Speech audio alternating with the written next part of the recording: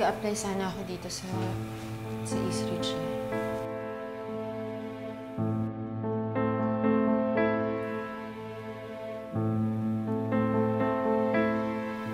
Mag-a-apply ka? Ganyan ang suot mo?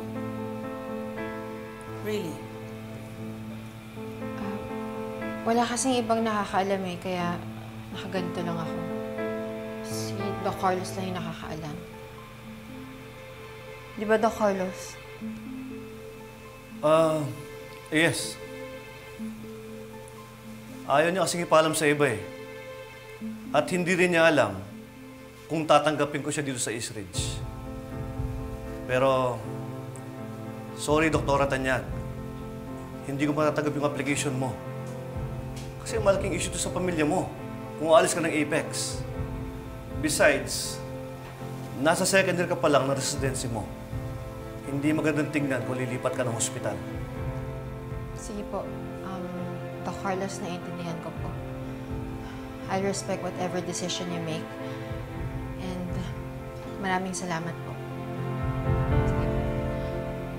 Tita Giselle, Tita Lynette, excuse me po. Bye-bye.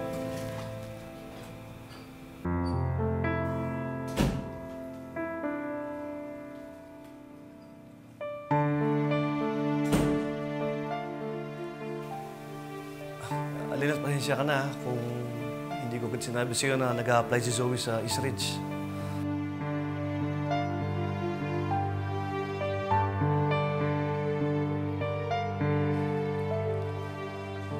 Zoe!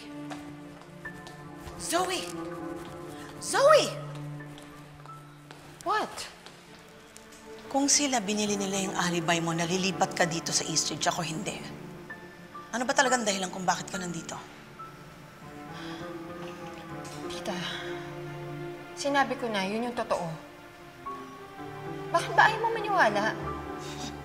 Kasi sinungaling ka. Ikaw?